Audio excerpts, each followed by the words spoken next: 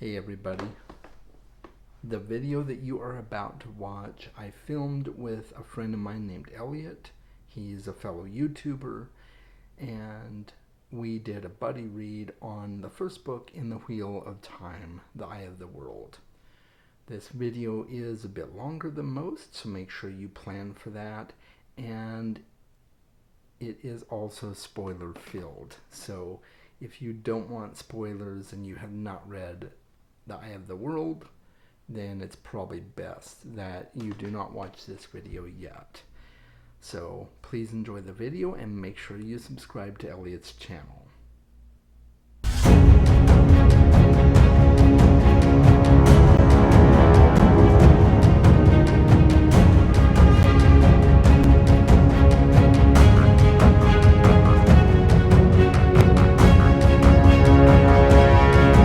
So hey everybody, welcome back to my channel. I'm currently chatting with a YouTube friend of mine named Elliot. We did a buddy read together for book 1 of The Wheel of Time, which is The Eye of the World, in case there's some of you out there who don't know what that is. So we're just gonna be chatting and talking about our thoughts, and hope you all enjoy it, and we'll get right down to it. So welcome Elliot, glad you could join me today. Hello. It only took like 175 months. Right? Yeah, it seems like forever. Yeah, so this was actually my second time reading through Eye of the World, and I think you said it was your first, right? Yeah, it was my first. I've haven't read a whole lot of like big fantasy in a while. That's what kind of started me reading again as like an adult. Yeah, Um, Two big fantasy series, like 20 something books that I read in like for each series. I read in like a month. I just was reading like a book in a quarter a day or something like that obsessively for months. right. Yeah, that's cool. So, being that this is your first time reading through it, what's your overall impression like of the book before we get into the nitty gritty? What were your overall thoughts about it? I Overall I liked it. I could see the Lord of the Rings kind of vibe that everybody talks about. I was Yeah, like, okay, it's this group of people coming together to go on their epic adventure. But I felt that it kind of quickly branched off and became its own thing earlier than other people were saying. Other people, at least from what I recall, were thinking that it was like the whole first book felt just like the Lord of the Rings, and I right. kind of felt like it was just like the first part of the first book that felt like it. Then it felt different. It felt like it became like its own thing to me. Right. Yeah, same here. I felt the same way as you did. I didn't really feel like it was all Lord of the Rings ish, with the exception of a few parts here and there, um, like uh, Padden Fane's character in this particular book. I felt was very Lord of the Rings ish. I kind of felt like he was the Gollum of this story. Mm. You know, he was taken and tortured and then sent out uh, Yeah. to find, well, not the ring bearer, the Yeah. dragon, the boy who Yeah. would be the dragon. Yeah. So yeah, but I didn't feel like there were a whole lot of uh, inclusion of Lord of the Rings stuff. So yeah, Yeah. but I do hear that a It felt lot. like You're a right. general framework in the early beginning, like how to start an epic fantasy, and like Right. it started there, and then it moved on, and that was good. Right. I realized I stopped constantly thinking about the Lord of the Rings when I finished reading one night. Right. Like, oh, I'm not constantly comparing it anymore. I guess we've moved on. Right. Yeah, I agree, and I think every fantasy book, at least in that era, used Lord of the Rings as a jumping off point, Yeah. and probably most fantasy books do, if they're being honest. If the authors are Huh. being honest, everybody's influenced by Tolkien at one point. Mm. So But can see that. yeah. So what were your initial thoughts when you read that opening scene? Okay, I remember you saying, because you started earlier than I did, because I was thinking I was going to power through it in like 3 days or something, which Right. did not happen. And I remember you saying, "Oh, I forgot how good this starts. It's like right into the action or something like that." So I picked it up and I started reading. I was all excited, and it was really interesting. It was a good way to start the book to like draw you in. There's like just a little bit of introduction to some characters, and then boom, stuff's happening. Right. So I thought that was nice because the first little bit I was like, oh my god, this is too much information to like process all at once. I'm not gonna remember these people. What is going on? I'm gonna have to reread this whole chapter, and then boom, there was action. So Right. it like broke you out of the oh my god memorization kind of mindset and just got you into the story, which was nice. Yeah. So very, very initially, I was a little scared, and then very quickly, it became action and gripped you and got you going in with the storyline. Yeah. Yeah, absolutely. Yeah, it was really interesting to see. Let's see. I think that was Luther and Terramon. That was it right there at the beginning. He was the Mm. the last dragon. Uh, Yeah, it was. Well, there was the what are those things called? I forget those creatures, the like oh, goblin oh, the creatures. Trollocs. Yeah, Yeah, yeah. yeah, That came and like invaded the two rivers and all that kind of right, stuff. I thought that was really interesting, and I liked getting to learn about Rand and his dad on the farm, and that it kind of like I had a whole idea in my head of what this little village was like and what their farm was like, kind of like set off away, but close enough you could get to the town, but not close enough that you could scream for help. right, So it really like I don't know, there was some good description in there. I yeah, had a whole town built in my head, so right. Yeah, that's cool. Yeah, yeah. Some of the allusions to the Lord of the Rings, if we're talking about that, were really early on with the Trollocs. Although they're pretty unique. They're not. They reminded me more of the Uruk-hai from Lord of the Rings than anything. But yeah, in my head they were just generic monstery people. right, yeah, Semi-humany shaped monsters. right, yeah. And then the fades were really interesting too. Oh yeah. The things with no eyes. That's Mhm. just creepy. I'm wondering how everything's going to be portrayed. Like, is it a film or a miniseries or a series? I don't even know Yeah, what it is. yeah. It's gonna Which be an one? Amazon series. Yeah, Oh, okay.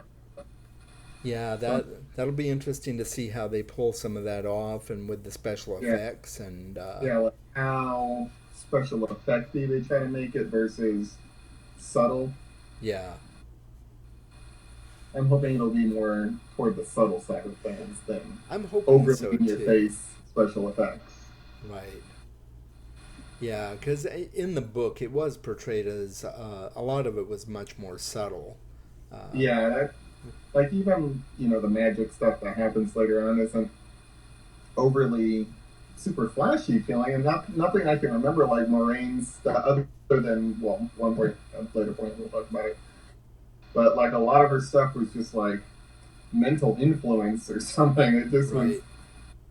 a charisma, power of influence kind of thing. It felt like it wasn't like she was shooting rainbow sparks and fireballs, and I don't know. It just felt more subtle would be better than overly in your face Right. special.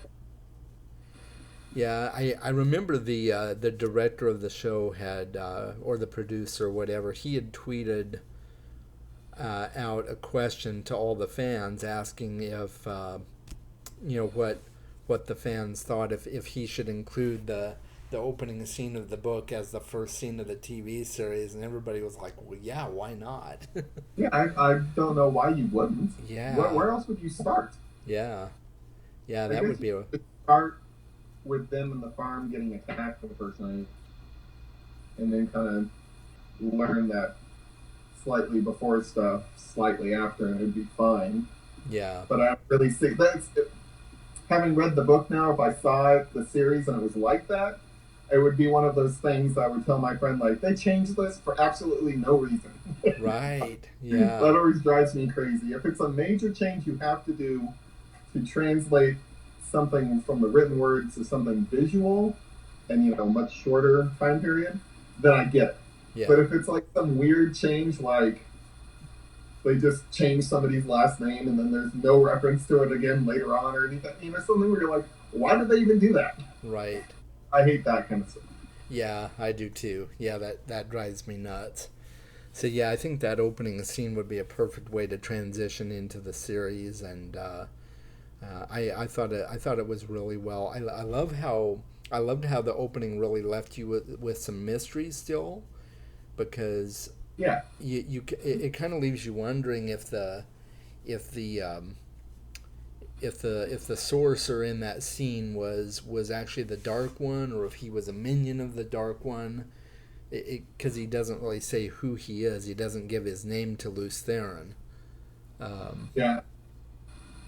I don't know. I thought it was a good opening. yeah, So a little bit of info, and then a little bit of action, so you don't get bogged down with too much information. Especially since everybody's got some weird different name. And I right. did a mix of reading and listening to it. And reading Aes Sedai versus hearing it, Uh huh.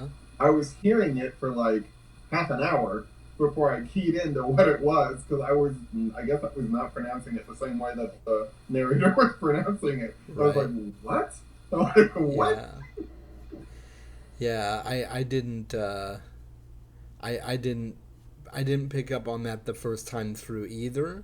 And then I started hearing people pronounce, and I'm like, oh, that's how it's supposed to be pronounced. Okay. Yeah, I was just like seeing it, Mm-hmm. and just when I saw it, I was like, okay, this is this type of person. I Right. don't even know if I had a pronunciation in my head. And then so when I started hearing it, I was hearing it as I said Uh huh. I. I was like, what? I was like, what kind of weird, poetic, purpley, flowy writing is this? Right. Yeah. When I went back into reading it later that night, then I picked it up and I was like, oh my god, I think that's this. You Yeah. know, the words. But it took me a minute. It took me a minute for that to click. Yeah. Yeah. I can understand that. Yeah, it did me too. And I realized the first time through I was also mispronouncing Moraine's name because I pronounced it Moiran, and then I realized, oh, it's Moraine. Oh, yeah. And then I don't think Sorry, I I'm ever late. knew how to pronounce Nynaeve's name until I heard it. And I'm like, okay. Yeah, yeah. I think I had to hear that one too. Yeah, there's definitely some different names in there. Yes, and then Matt, who I can't even remember what his actual full name is, but it was something weird. And I was like, oh god, I hope I don't have to remember this. And then I Right. don't. Do they ever call him his actual name ever again? I think he's just Matt the entire rest of the book. Yeah, it seems that way. I'm like, why did you even make me paranoid about that? Right. Yeah. Yeah, Matt's an interesting character. So who of the characters that we meet in the beginnings of the book, who really stuck out to you the most? I think Nynaeve is my favorite character. Yeah. We meet her pretty early, don't we? Yeah. Pretty early. Mhm. Yeah. Um, but I like how she's, stubborn and pig-headed, and she's like, I know what I'm doing. Just do what I say. Just please, just do what I say. Right. She doesn't have any time for any nonsense. Everybody just listen to me. I'm the wisdom. Do what I say. Let's have a good day. Exactly. Yeah. Yeah, I just like her, like, I guess overconfidence a little bit there, and Yeah. take charge, sassy, stubborn kind of attitude that she's got. I think it just worked out really well for her character. I thought she was the most interesting character throughout the whole book. Okay. Yeah. Anytime the focus wasn't on her, I almost felt like I was reading to get done with Rand, like the main character, to hurry up to get back to Nynaeve. I Mhm. was like, I wonder what she's doing. So she's my favorite character. That's cool. Yeah. She does have a lot of nuance to her. yeah, she's a very fleshed out character. She's got a lot of depth to her. Nobody could say she's some flat character, and Right. she changes a lot from the beginning to the end, and in the middle of the book even she's different. She starts behaving differently. I don't know if we're supposed to jump ahead now, Hmm. but she's behaving differently around somebody, Right. and it's not how you would have thought she would have acted from how you know her in the very beginning of the book. Right. And you're like, okay, Yeah. Yeah, she does start behaving very differently. yeah, And by the way, this can be a spoiler video, so okay. yeah, I'm Well, gonna when yeah. what's, what is his name? The guy that's with Moraine. Yeah, Lan. Yeah, Lan, and she's Yeah. kind of like a little smitten with Lan, but like doesn't want to admit even to herself that she's a little into Lan. Right. So she's trying to be, like a third grade kid. Like, I'll just be mean to him instead of letting him know I kind of like him. So she's just Exactly. like that, and then she ends up being like a little bit silly, and you're like, okay, and it's Right. not at all how you would have thought she would have been from the earlier parts in the book. You Right. would have thought she would have just ignored him entirely, got down to business, moved on, whatever, he's a background character, I don't care about you. Yeah. But he became like somebody who she's constantly thinking about, and he's affecting what she's thinking about doing in the future, because what if he notices this and stuff like that. I was like, okay, you're cute, honey. Yeah. Yeah, she definitely seemed much more put together at the beginning, and as it progressed, she was yeah. Yeah, she Yeah, became more smitten with him and her veil of control was taken away from her a little bit. right. So I think it let out some other sides of her personality, and I thought there was. Right. I'm wondering, like, who did they do? They already have the cast up and all that. They do for most of the major cast. Yeah. Yeah, they've Oh, got in fact the guy that played did you watch Game of Thrones? yes. Okay. So the guy that played Roose Bolton, Ramsay's uh, stepfather or whatever, Mm-hmm. or his, yeah, Ramsay was his bastard. That's right. So, yeah, so Roose Bolton, the guy that played him, is actually going to be playing Tam al'Thor. So I thought that was cool. We'll get to see a nicer side of him than we did in Game Yeah. of Thrones. That's a different role for sure. A much friendlier, open. Yeah, Okay, here I've got the cast pulled up here. yeah. And Zoe Robin. Do we know her from anything? no, most of these at least were no names for me. I didn't recognize any of the cast except for that one guy. Yeah, I didn't see it, but somebody else might have seen that. right. Yeah, so yeah, we got Rosamund Pike. I feel like I know her from somewhere, but I don't remember Oh yeah, where. she's been in. She was in Gone. Cast looks pretty good. It's pretty diverse too. Yeah, yeah, it And I really didn't is. know what I was picturing people as, other than Randolph Thor, Moraine, Hmm. I and do actually I do actually they were like, yeah, recognize Maria Doyle Kennedy. That she's from oh, what's that series now? Orphan Black. Yeah, oh, yeah, I love the series. I yeah. thought that That's was a really fun. fantastic. Yeah, she played the mother of, oh, what's his name? Um, so They got, she was the mother of one of the clones, and then her brother. She was the Irish mother in that whole thing. So yeah, she's really good. I do like her, but the rest of them I pretty much didn't know who they were, and but I think most of them have the look for the characters they're gonna play. So yeah, I mean, I wasn't really. I mean, they described Moraine like a few times. It feels like. Then Randolph Thor stands out later on, or in the beginning, I didn't even really think about what he looked like until later on when the Queen is talking to him, and hmm they mention how he does not look like people from the Two Rivers. And I was like, oh yeah, he does look different than that. But until that point, like way into the book, I didn't even like really have a look for him. I don't think. Right. Like I don't know. I had the world very fleshed out in my head, but a lot of these characters didn't have a physical presence in my brain. Moraine, Randolph Thor later, Nynaeve just from her personality. Mm-hmm. What was his name? The bard-like guy. Oh, The Green Man. yeah, Tom Merlin. Yeah, him because Yeah. they kept talking about his white mustache, so he kind of had like a visual presence in my head. But like a lot of the other characters didn't really.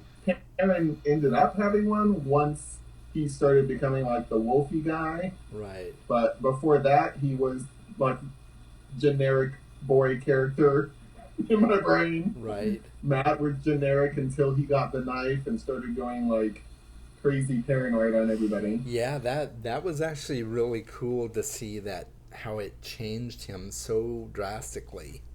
I liked how everybody. I mean, it was just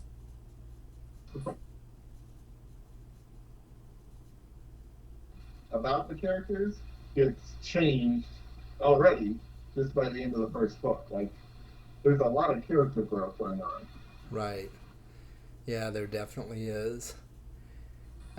If there's one character that I just didn't really like for most of the book, even though she had some good moments, that was Egwene. I was just like, Really? yeah, I wasn't sure what to think of her. I'm sure she gets better as the series goes on because I'm pretty sure she's a major player. I mean, she's going to become an Aes Sedai apparently. So, Yeah. um, but yeah, I didn't really care for her. Yeah, Hmm. I can't really But put I my think finger on what it was. early on, I was thinking I wasn't going to like her because she felt like a generic girl sidekick character for a male lead. Uh Like, huh. oh, she's the girl that the main guy likes. And I thought that was gonna like be the extent of her personality. And either Right. she was gonna be fawning over him or like kind of sassy towards him, and she was on the sassy side. So I was Right. like, okay, she's just gonna be the sassy love interest of our main character, and that's gonna be it. Yeah. But then finding out when she found out, oh, I can channel, then all of a sudden it was like she perked up and had like she's like, oh, forget it, forget all these men, forget liking him. I have a destiny and I'm gonna go meet it. Yeah. So then I liked her, but very, very, very early on, I was a little worried she was gonna be too like one-dimensional side character kind of feeling. Yeah. That's cool. Yeah, I kind of felt like she still was toward the end of the book, Mm-hmm. but I'm sure that'll change, and see how that goes. I noticed a very subtle thread throughout the whole book uh, of Taoist philosophy, and I don't know if you know much about Taoism or Mm-hmm. yeah, Taoism is mainly where we get the yin and the yang, and it's that whole talk about the wheel turning and things like that, and the everyone is part of the wheel, and everybody has a piece of the energy of the wheel in them, and that was that and the way of the leaf. The traveling people, they were talking about that philosophy, the way of the leaf, and Mm-hmm. that was very very Taoist. I'm like, oh, this guy is pumping a lot of Eastern philosophy into this book, which I thought was cool. Yeah, I wasn't thinking anything about like Eastern religions, but when when was it in the book? I think it's Moraine's talking about. I can't remember what the weird term was. The people who are like a fixed point in the web, Uh and huh. then suddenly, or they become a fixed point, and then suddenly other things start happening around them. Right. When talking about that, it made me think of pantheism Mm-hmm. and like the idea that there's the universe, and similar to that, like, okay, say you're supposed to go from New York to LA, but you can go via Chicago or Nashville or Georgia or Atlanta or Mm-hmm. whatever, and that is going to affect you by the time you get to Los Angeles. Mm-hmm. I don't know. I kept thinking about that, but I didn't even think about like Eastern religions. That'd be interesting. Yeah, yeah, you're right. That was a really cool. What did they call it? Taveran or something like that. Yeah, I was gonna say it's something Yeah, like Traverse, but it's not Traverse. yeah, yeah. That's kind of close. It's yeah, I yeah, think in my head it was always Traverse. If I was reading it, it was just Traverse. yeah, But when the narrator would say it, then I can't even like hear it in my head right now. yeah, yeah. So those are kind of the focal points that the wheel fixes on and certain people. Yeah, that was pretty interesting. That also ended up making me think of total area jump. Deadpool Part Two. Uh Did you huh. see that? Yeah. Uh With huh. Domino, the girl whose power is luck. Right. I was like, it's kind of like she is one of the points in the web, and the whole universe weaves itself around her. Like, oh, Domino threw herself off a cliff. Okay, what is going to save her? Oh, a giant eagle. Okay, let's have these things on by and save her. Right. Like something is going to happen to make sure Domino makes it out okay. Right. That's kind of that, and the pantheism stuff kind of was what was floating around in my head every time they mentioned the web and destiny and fate and all that kind of stuff. Right. Yeah, that's cool. Yeah, I hadn't really thought about Deadpool with that, but you're right. Yeah, it's very similar. Domino's one of my favorite Oh yeah. characters. Oh yeah. Deadpool is one of I think that's one of the most interesting powers that you can have. yeah. Yeah, Deadpool is one of my absolute favorite characters too. Yeah. Uh, Yeah. And just a side note, I really hope they continue to do him justice with Disney. Yeah. Yeah. Yeah, one can hope. we'll see. Yeah. But yeah, yeah. So the Taveran and yeah, there was just a lot of. It wasn't just a fantasy, and Tolkien kind of did that with his too, but his was more like Christian themes with Mm, Tolkien, whereas I think Robert Jordan had a lot more of Eastern mystical themes in his mm. in Eastern philosophies, but yeah, I noticed that right away. I was picking up on that when I was reading the story. I'm like, oh, this is very close to Taoist philosophy, and so just that kind of a universal consciousness with the wheel that all of life abides by and is shaped by. Yeah, it was pretty cool. Um, Yeah, when I looked up on like discussion questions, just so I'd have something to fall back on in case I yeah. couldn't think of anything to say. Here on Reddit, there's a group that was, I guess, reading it all together, and they had some questions, and they were pointing out the similarities between Christianity, Greek Uh-huh. mythology, and the King Arthur legend. Oh yeah. And going through, like when I saw that question, I was like, I didn't think about any of those things as I was reading it. I'm like, but now looking back, I can see it. Right. Yeah, I just got the pantheism and domino. Right. Yeah. Yeah. So where do you think Ren got the heron mark blade? Because I mean, Well, he got it obviously he from his got it from his dad. dad originally. Where did his Yeah. dad get Where did it? his dad get it? I don't even Yeah. know. I was kind of wondering if it was kind of a family heirloom that was passed down to Rand from whoever his actual father was. And they like Hmm. gave it to Tam for safekeeping until he was older, Yeah, or um, that could be. yeah, because I don't know. I'm sure it comes up in a later book, but I right, don't know. And I mean, I didn't even really think about it other than the times where it was like thrust in your face to think about that sword when he's constantly having to hide it or somebody is constantly talking about the heron on his sword. I was like, right, geez, this thing is a big deal. right, I'm like, do you Yeah. know who this guy is? He's a bigger deal than the sword. Yeah, right. Yeah, and I think that must be a lot of foreshadowing on Robert Jordan's part because, like you just said, I think we'll obviously find out more about the Yeah. importance of that later on down the road. But yeah, yeah, that I Like how he ended up starting to, people were comparing him to Lan, or seeing how he could become like Lan mm-hmm, even when he wasn't like really seeing it, and then he just started taking on like fighters stances when there was tension and things like that. So I thought that was interesting because in the very beginning of the book you're reading about him like running around acting like a goofball with his friends and thinking like, okay, it's just some young punk kid, and then like already like halfway into the book he's already like becoming a man kind of. right. It was good. I love the character development. Yeah, I really liked the character development too. Yeah, it was good. Some of the scenes that really stood out to me in the book were Shadar Logoth for one, Mm-hmm. the deserted city where they meet the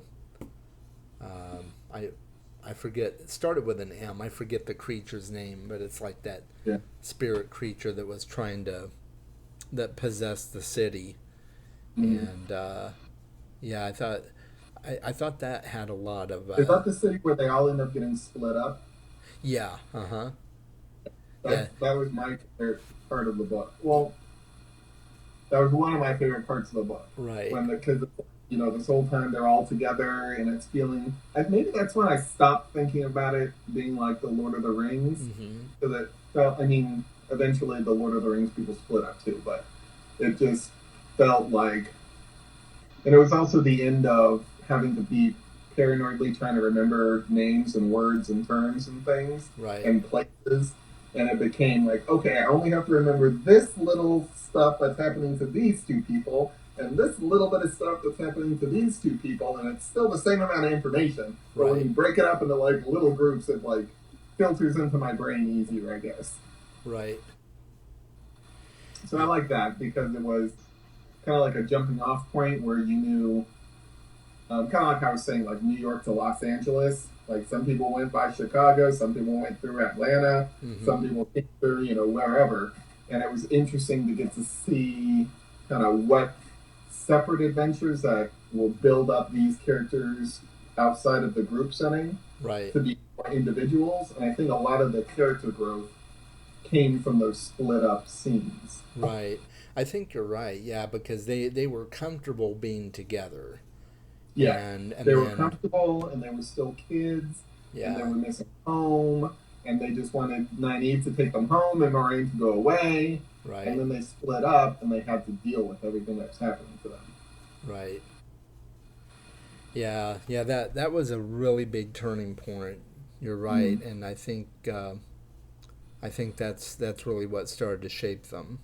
Yeah, and yeah, so it was just yeah really interesting seeing Rand and Matt and Padden, not Padden Fane, Tom Merlin on that boat, Oh, and yeah. with Tom trying to kind of shape them and teach them Yeah. his Like, okay, ways and let me try to give you guys some skills just in case something happens here. right, A crash exactly. crash course in how to survive the world. Yeah, yeah, and then Perrin first becomes aware of his ability to talk to wolves or Yes, I to thought under. that was really interesting too. It was, yeah, I wasn't expecting Well, that. like each of the okay, in the very beginning, when it was like, okay, one of these three boys is going to be special, was Mm-hmm. kind of like what was going on in the first few chapters there. And then further on into the book, they split up, and you realize each of these three boys is special. Right. And I thought it was really interesting to see how even Rand, who is going to be specialer later, Yeah. is special separately with his like fighting skill and prowess that's suddenly coming out, and then Perrin with the wolf stuff, Max going crazy with a knife. Yeah. Like each of them really becomes who they're gonna, it's their first step into who they're going to be. Right. Yeah. Absolutely. And I really liked how Robert Jordan left it very open at the beginning of the book and gradually worked it down narrower to where you finally start to see who the real chosen one, if you want to use that terminology, is, because all three of the boys were having the dreams. Yeah. And so Which then made me think, okay, Balzamon doesn't really know as much as he's wanting everybody to think he does. Right. He doesn't know which one of these boys is it either. Yeah. Yeah, exactly. Well, I like that aspect of him as being a bad guy too. That, you know, he did a really good job of making everybody sure that he was some unbeatable superpower, but really he was just faking it. Right. He's like, okay, I'm just gonna have to lie here a little bit to these boys and, you know, assert some mind control kind of here, manipulate some minds here. I thought that added to him as a bad guy character a lot. Yeah. You don't have to have power if you can make people think you've got that power. Exactly. Yeah. Yeah, and that's really what it's all about. I think he's got a lot less power than he purports to have. And well, the ending of the book. Yeah. I kind of felt, okay, okay, when I got done with the book, my first thought was, this reminds me of a Stephen King book. Uh-huh. And it's because, like, I don't know if you've read a lot of Stephen King, but, like, reading it, it's this massive book, and you're reading it forever, it feels like. And you're loving it, and you're loving the character development, and you're loving the storyline, and it's all building up to this great final battle that's over in 2 paragraphs. Right. Yeah. I was like, yeah, pretty much. Yeah. I was like, I thought this was going to be some super long, drawn-out battle, and there was going to be no clear-cut winner, and it kind of felt like, oh, that was Balzamon? Right. Yeah. Yeah, and I think we'll probably see a lot more of him in the next few books, but yeah, he seemed to be easily thwarted. Yeah. In a way, with like what I was saying with him, like not even knowing which of the 3 boys was really the one he should be focusing on, the fact that he was kind of defeated there so quickly, kind of almost, I'm hoping in the next book I'll feel like it added to his character. Like he is not as powerful as he wants to be, not as powerful as he's making everybody thinks he is. Right. But he's gonna like keep trudging on and keep trying to be who he's trying to be. Right. Be able to accomplish something. I don't know. Yeah. Not that I'm rooting for him as the bad guy, but I liked how the manipulation side of his bad guy persona that he had kind of going on there. So I'm hoping he'll be able to pull off something interesting, even if he's gone for 4 books and then pops up out of nowhere and does something because nobody's anticipating it. That would be fantastic. Right. Yeah.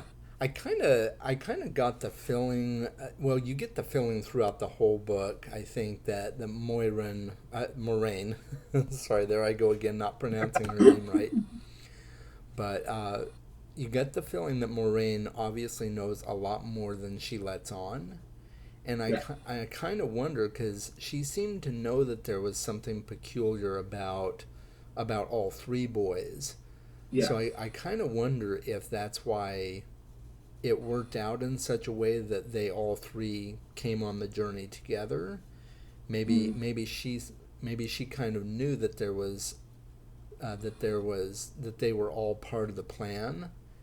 And the fact that they were all 3 there, maybe she thought that was a way to turn Balzamon off the scent for a little bit. Yeah, if there's only one boy there, yeah, there's your target. Right. Bring along 2 other boys that are interesting in their own way, and he may not be able to determine who out of the bunch is the one. Yeah. Yeah, I can see that. Yeah. I also felt like Moiraine, and what were they? The white coats. Oh, yeah, they did call them the White Cloaks, I think, but they the children of the light. Yeah, the children of the light. I almost felt like okay, here's the children of the light who think they're in the right Right. and trying to enforce their will on everybody. And here's the Aes Sedai who think they're right and trying to enforce their will on everybody. I kind of feel like we're hearing the story from this perspective, but really they're pretty much the same. Yeah. Like not in like abilities or lore or anything like that, but just people who think that they're right and want everybody to do what they're saying, and people who think they're right want everybody to do what they're saying. So naturally, other, which I don't know. So I'm not sure that Moraine is even a good guy. I think Moraine is just somebody that's there with a lot of power, who's an important aspect of the storyline, but I'm not necessarily thinking of her as like good, if that makes sense. Right. And I'm not really thinking of the White Cloaks. Well, I guess the White Cloaks do some kind of like jerky things. But it also seems like the Aes Sedai aren't exactly always super friendly from some of the stories that Rand hears later on, them using people and, what they do to men who can access the power and, because they're going against what they want them to do. Right. So it'll be interesting to see what I think of the Aes Sedai further into the series. Right. Like, does it still seem like the good guys versus the bad guys, or is it just like these guys versus these guys? Mm-hmm. Yeah. Yeah, because it does seem like the Children of the Light and the Aes Sedai are kind of working toward the same goal in a way. Even though they're on completely opposite sides of they're like totally against each other. Yeah. But are very similar at the same time. Yeah. Yeah, that's for sure. So, it was really interesting to read about the settling. How they, because you kind of mentioned it already, what they do to young men who can wield the power, and if they think they're going to be too out of control, they settle them. And I'm like, oh, that's... Yeah. That's interesting. Yeah.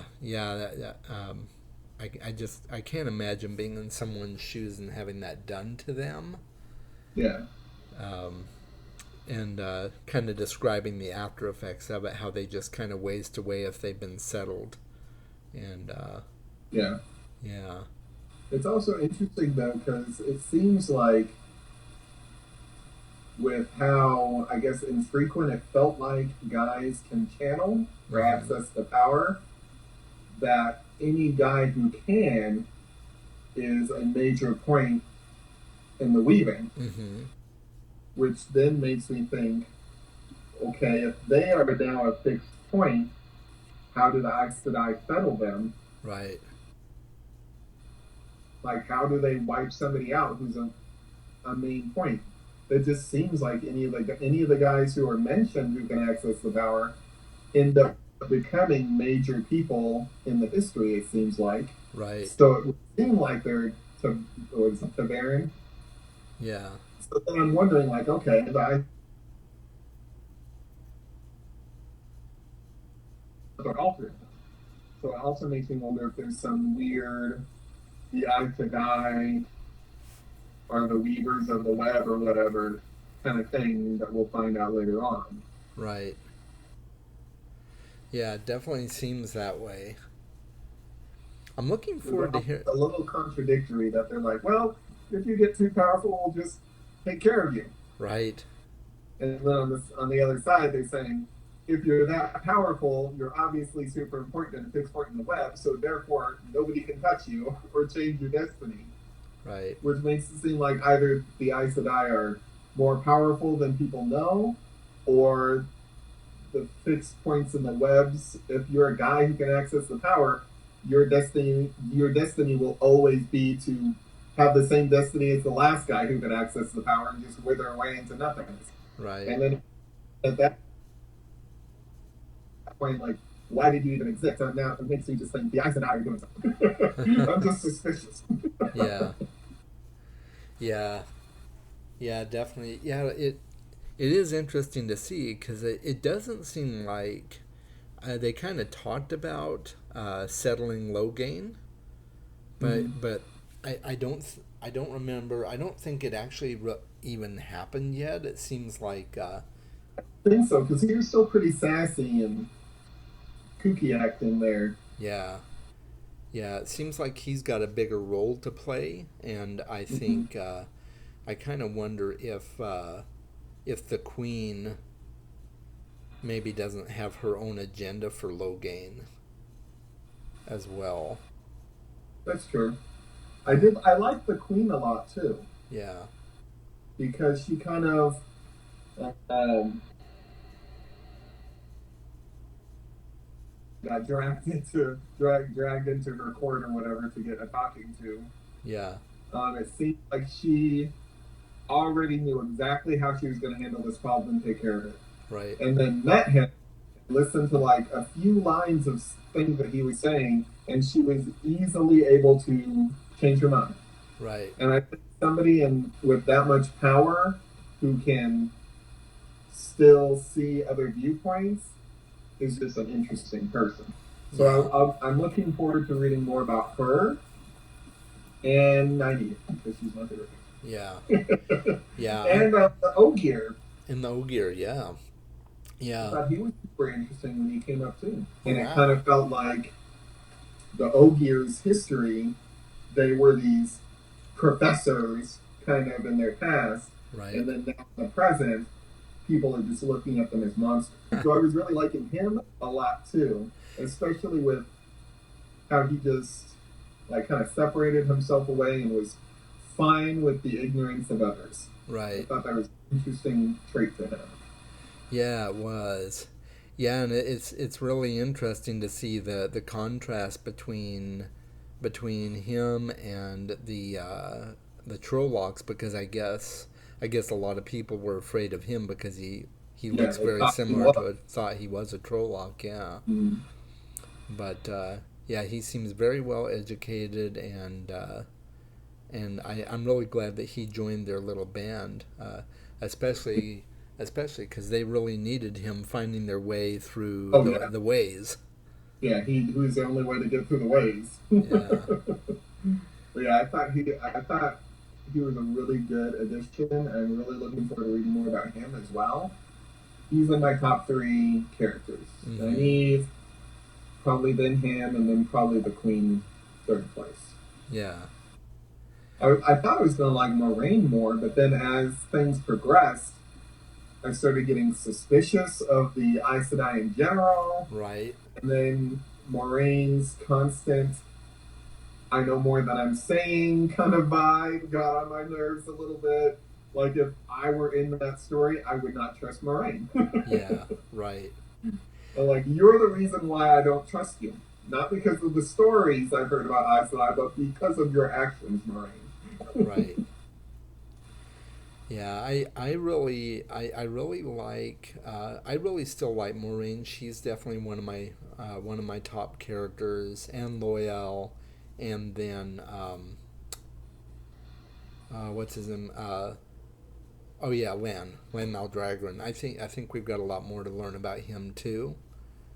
And I feel like I don't really know anything about Lan other yeah, than he's some super good fighter that follows Moraine around. yeah, like, yeah, and then like right, it was almost like he wasn't existing yeah, in my mental picture of the party until somebody would mention him again, and I'm yeah, like, oh yeah, they've got that guy who's a really good fighter. So I'm wondering like when he's kind of the only one I think who didn't really have any character progression. He yeah. just Not a kind lot of of it. the same background, strong, silent. Other than via Nynaeve, Uh he huh. didn't have any growth. Right. So I'm wondering when would be like his moment to shine or something. Right. Yeah, well, we kind of saw a little bit of it toward the end. We find out that he's royalty and stuff like that, but we don't really find out what happened or, why he lost his right to his throne or whatever. They just gave us little bits and pieces of it, so I'm really I'm really curious to see what happens with that Yeah, and I was where. getting strong he's going to be the Master Jedi and like train Rand kind of vibes or something. Right. Going on in my head. That's all I could think was maybe going to happen, and then it didn't happen by the end of the book. Yeah. And I was kind of. Yeah, I do kind of wonder if he'll be more of a big brother to Rand as time goes on, because I'm sure maybe at some point Rand will learn how to handle his blade better, and then Yeah. And then of course Moraine will have to train him how to safely wield the power. The two of them will be his teachers, kind of thing. Yeah. It just seems like everybody else kind of really stepped out, and you got to learn more about them, and they became more of who they're going to be. Mm-hmm. And it feels like he didn't grow. We learned more about him, but he didn't change as a character.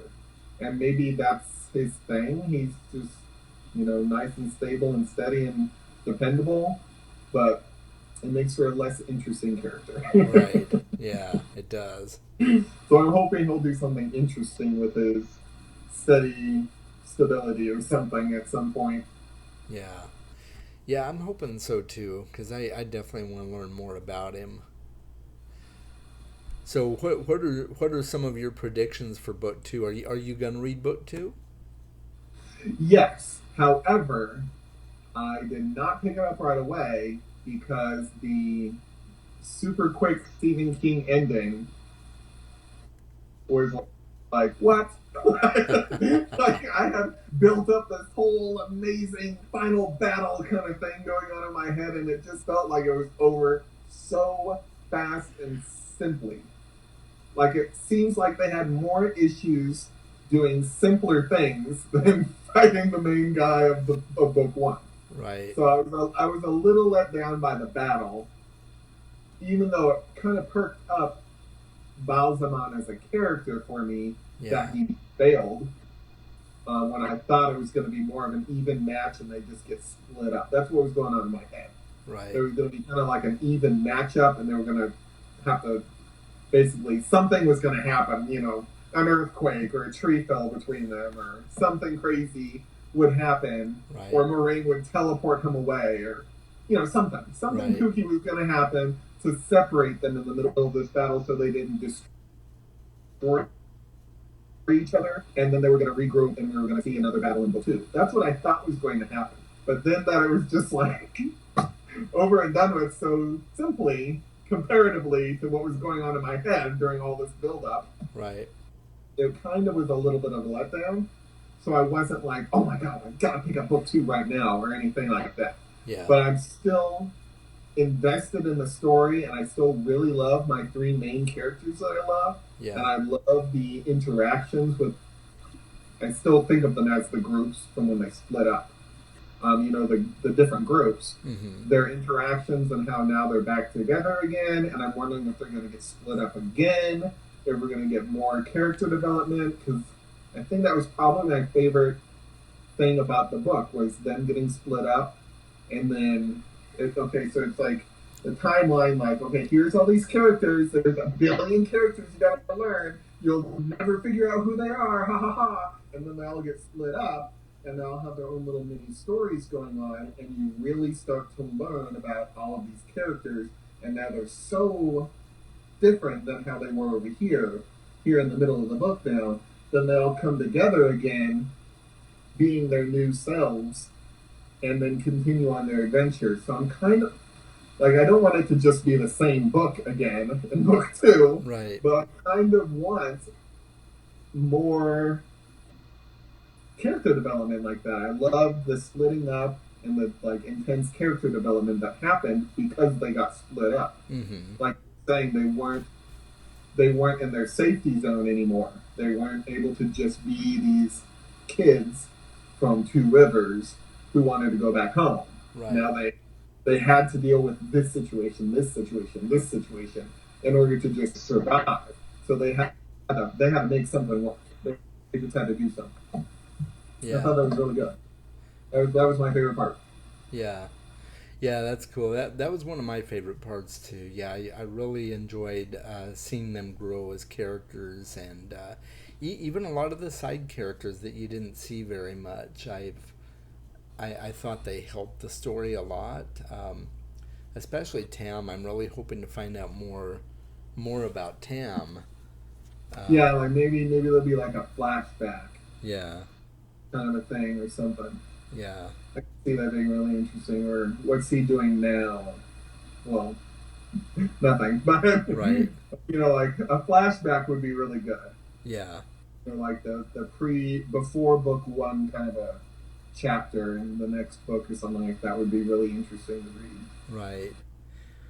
Yeah, and I don't know much about it, but I know Robert Jordan does have the final book. Pretty much the final book that he wrote was a prequel to Eye of the World, the Oh, New okay. Spring, and so that's kind of a prequel to Eye of the World. So, in fact, I've heard that they might incorporate some of New Spring into the miniseries.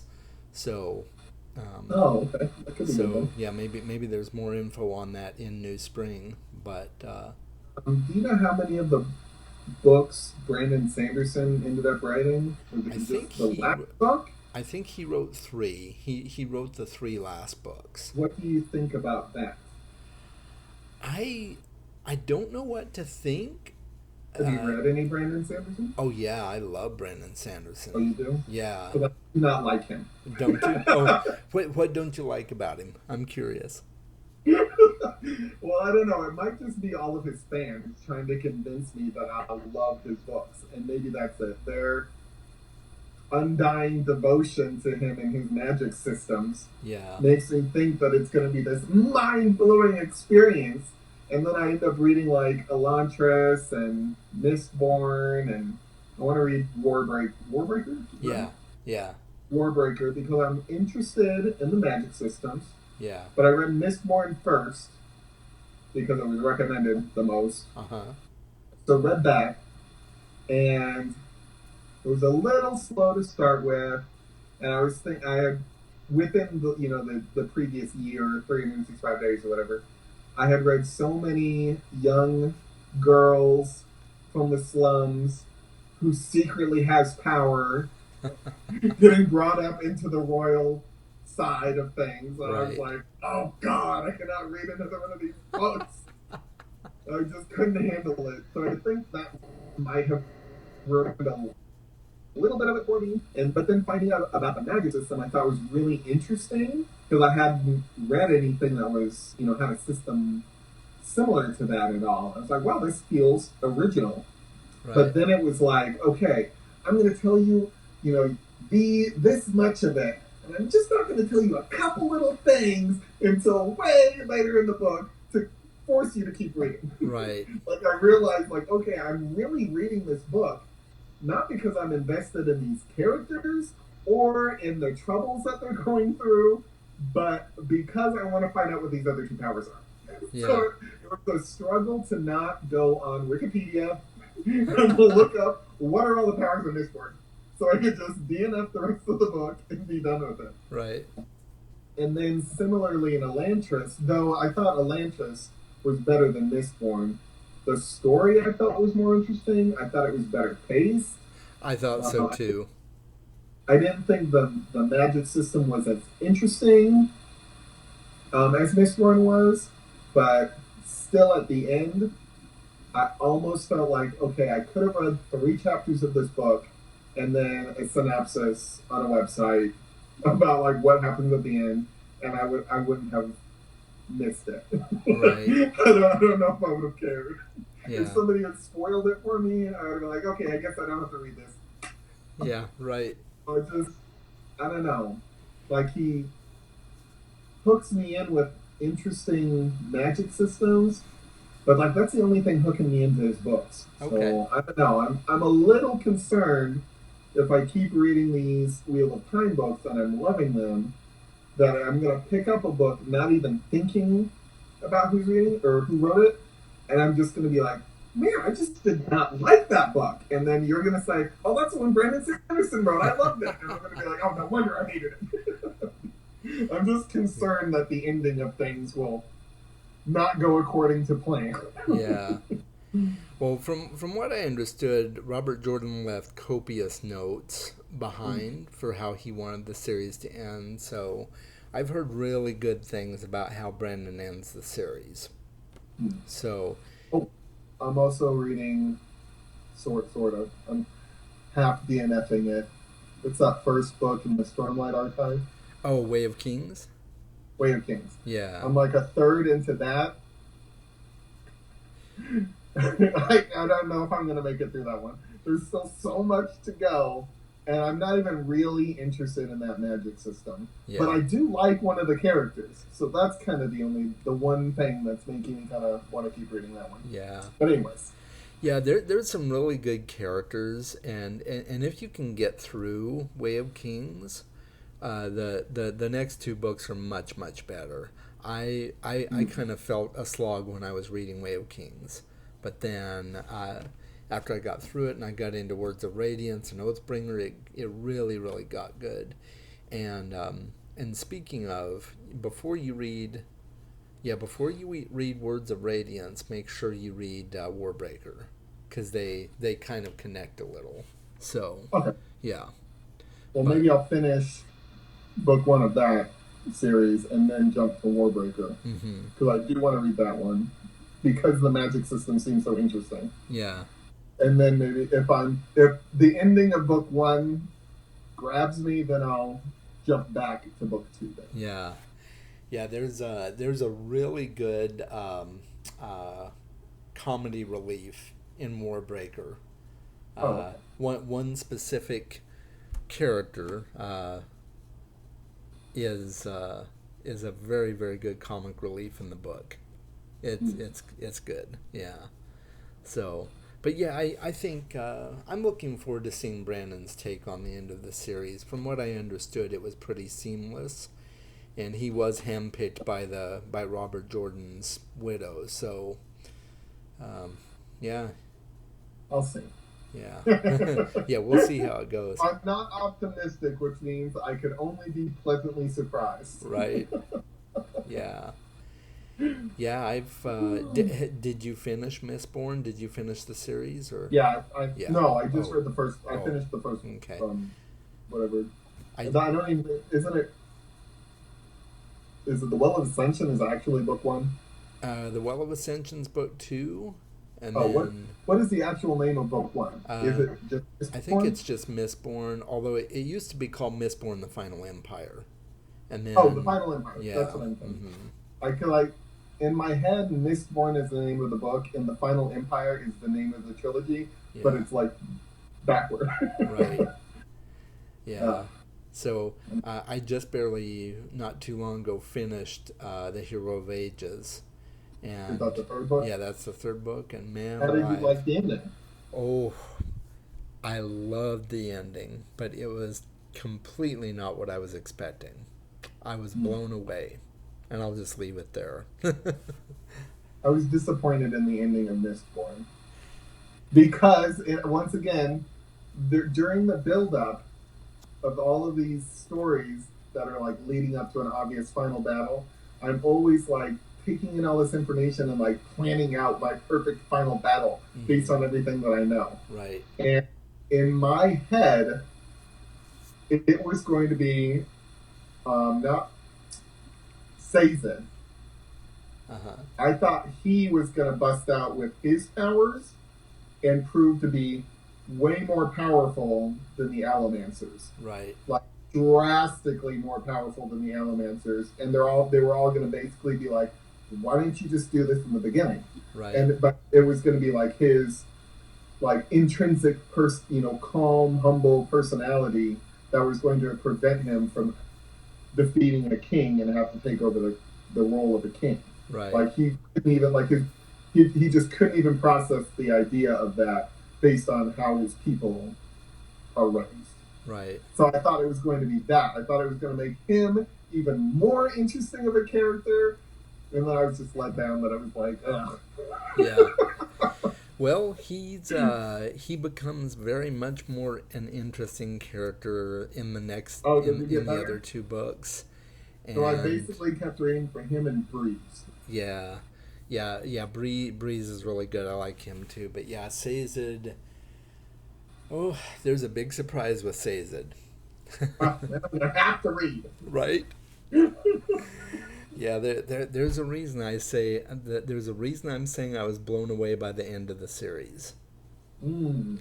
and it yeah it and I'll just tweak your interest just a little bit. It does involve Sazed, so Thank yeah, it's I was yeah, convinced that they were just going to have him as a side character, not let him develop his full interestingness. that's what I thought too.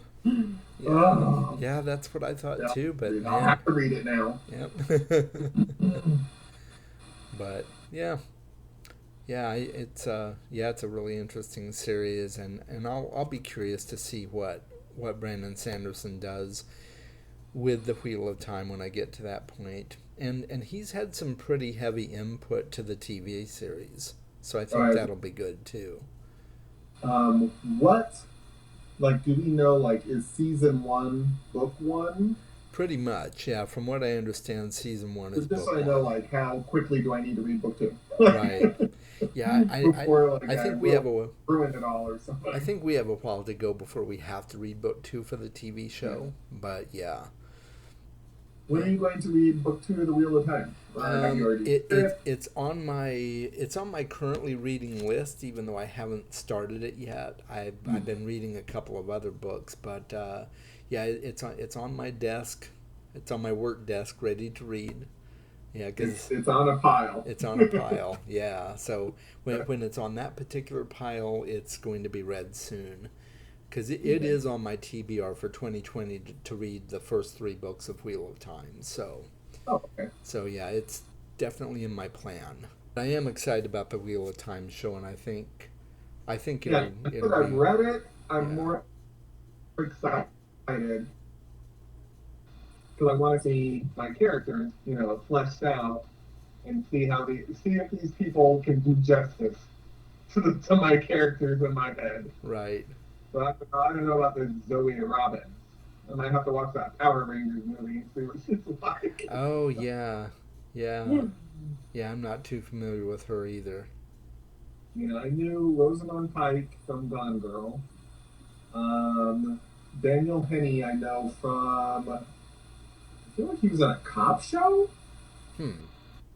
Oh, Criminal Minds. Okay. Who else? Oh, Pam Althor from Game of Thrones. Right. Anybody else that I know? Oh, I can't even remember who this character is. Maybe he's not from book one? Which No, which one? Iman Alda? Let's see. Look him up really quick.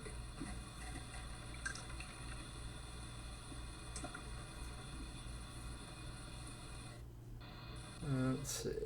Um. The Lord Commander of the Oh, the Lord Commander of the Children. Oh, Right. Okay. Yeah. That makes sense now. Yeah. I vaguely recognize him.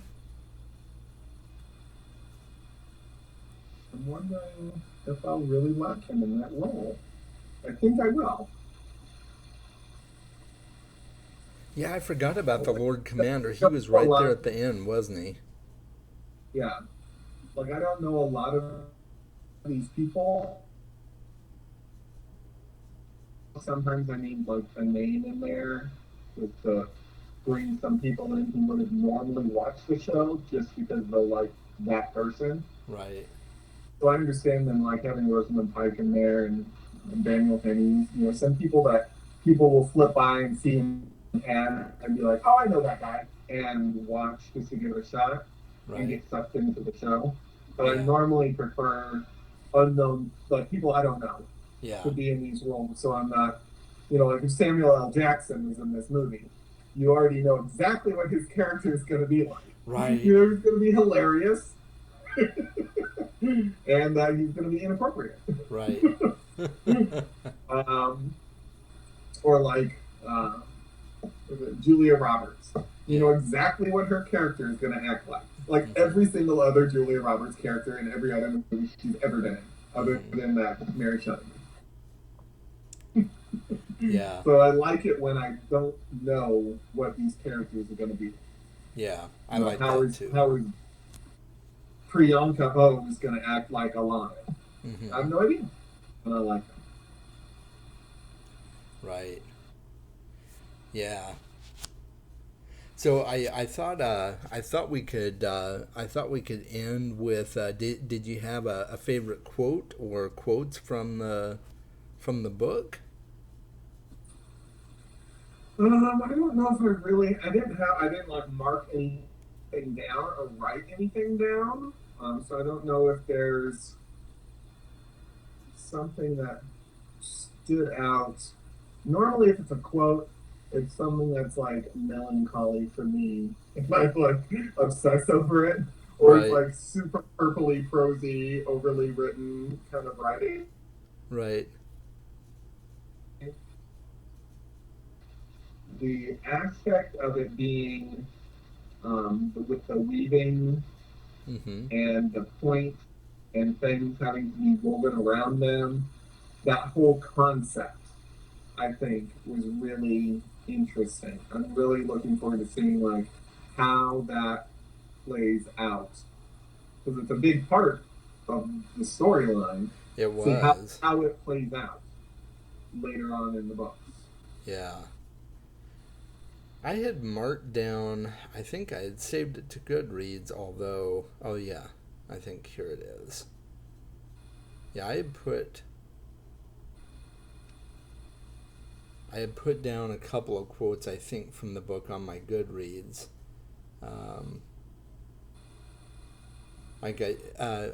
had remarked on Tam's talk about on the flame and the void and finding the void to find your power and stuff like that. Kind of his advice to Rand. Yeah. And then I really liked this quote from Lan Maldragran. He said, "Anything can be a weapon if the man or woman who holds it has the nerve and will to make it." So I thought that was an interesting quote. Yeah, that makes me think of something I just recently saw. What was it?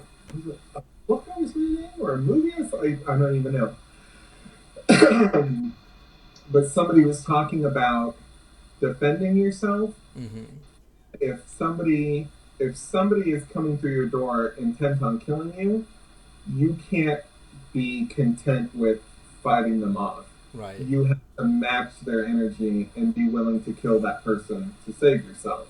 Right. And just similarly with that, anything can be a weapon if you're going to make that thing a weapon. Like that mindset kind of shift that you have to take in order to do something that is out of character for you, but that has to be done. Right. So that concept is really interesting too. Right. Yeah. Yeah, it was. Yeah, there were a lot of different quotable moments in the book, and I didn't write them all down, but yeah, I thought it was I thought it was really well done, and I'm excited to get to book 2. I have read book 2 before as well, so it'll be a reread for me, but I don't remember much. Do you remember much a lot of it, or do you think you're going to be reading it like what? I think I'll be reading it and maybe remember some stuff as I'm reading it. As you read it, it'll kick in. But yeah, I'm kind of going into it blind. I don't really remember much. Yeah, I don't remember much at all. I kind of remember a little bit about the ending, but not much. Yeah, so I'm excited for that. And then I haven't read anything beyond that point, so... Okay, so after that it'll be all fresh. Right. Yeah. Yeah. I think next year will probably be mostly devoted to finishing the Wheel of Time and also finishing the Shannara series. So any final thoughts that you want to share on the Wheel of Time before we end it? Brandon Sanderson, don't mess this up. Exactly. Yeah. Yeah, exactly. Yeah. Doug is really looking forward to just learning more about the characters, and I hope that where they ended in book one isn't the end of their development. Like, I hope book one wasn't about developing the characters, so book two can be all about a plot Right. and not really any more character development. But that's my big iffy on book two, is hoping that it's all plot, no character development. Right. Because I love the character development so much. It was my favorite thing about book one. Mm-hmm. So I hope we still get to learn something about somebody, even if it's about Lan or the Ogier, people who haven't really developed a whole lot. Even if it's just them and everybody else stays the same, I'm fine with that. Right. So long as somebody gets some like really good character development, like in book one. Yeah. Yeah, I'm looking forward to that too. I really want to see more character development, specifically on Moraine and Nynaeve as well, and hopefully more for Egwene. But I really, really want to learn more about Perrin. Perrin is very interesting. It's like they teased you with Perrin's character development. Mm-hmm. Like, a bunch of people went from here to here, and Perrin went from here to like here. Mm-hmm. But like they hinted at all this, so he'll be interesting to see too. And with Moraine, I kind of feel like, okay, she was the all-powerful wizard that comes in early on, and then as things went on, you start seeing more of her limitations to things. So I mean, even I'm not a huge Moraine fan, but she still developed in that she wasn't just all-powerful wizard who can fix everything. Don't stress out about anything if you're around Moraine. Everything's fine. Right. Like, she still had limitations, and discovering her limitations is making her more interesting. Yeah. Yeah. When it's not just like Moraine can just do whatever she wants, then she's boring. But it's Moraine can do this, or this, but if this happens, or if two of these things happen, then Moraine is wiped out and you're all out of luck. Right. So run. Run. Moraine can't help you run. Right. So that made her a lot more interesting as the book went on. Yeah. Yeah, absolutely. Yeah. So this has been really fun. Yeah. Everybody subscribe to Elliot's channel. I'll put it down in the description below. See, I'm getting people but don't to be come to your looking channel. forward to any recent activity. Right? No pressure. No pressure. Enjoy some old stuff. Right? Exactly. Yep. Enjoy some of the old stuff Near future. I'm thinking I'm gonna have to make a video about the Loving Voice, the girl with the loving voice. Oh yeah. Yeah. Yeah, you'll have to. I'd be interested to watch a video on that if you do one on it. I think it's really good. I'm glad that my friend talked me into it. He had been going around just finding new booktubers to like, and stumbled into like 3 people who were reading it, and he just kept mentioning it. So I looked on the library app, and he also said one of the people said the audiobook is good. Mm-hmm. So I checked the audio app or the library audiobook app, and it was on there. So I picked it up, and just the first few lines of it, I was already hooked. Partially because of the immersion into the world, because of the strong accent that was still very understandable, but still a very heavy accent, and it just made me feel like I was back in my number one ladies detective agency with the stronger African accents. Yeah. And I feel like when you're listening to a narrator who can do an accent well, you're in that world. And I mean, both of those books with the African accents just really pull you in, and are still super understandable. That's so great. I think it just works really well on audiobook. So I've listened to a ton of the number one ladies detective agent books, and then now this book, and they're some of my favorite books, favorite audiobooks. That's so I don't know. I just really like Nigerian and Botswana accents or what, but I mean, it works works so well for an audiobook. Good deal. Well, I'll look forward to hearing more about it. And like I said, no pressure, but I look forward to seeing if you put up some new stuff on your channel. And so we'll go ahead and end it there. Everybody, make sure to do all the stuff on the side of the screen, subscribe to my channel and stuff like that. I'll put that up there. And thanks, Elliot, for joining me. And yeah, wherever the stuff ends up on the screen here. Wherever the stuff's at, click it. Yeah. So yeah, it's been a real pleasure. And hang tight just a minute, and I'm gonna stop this recording.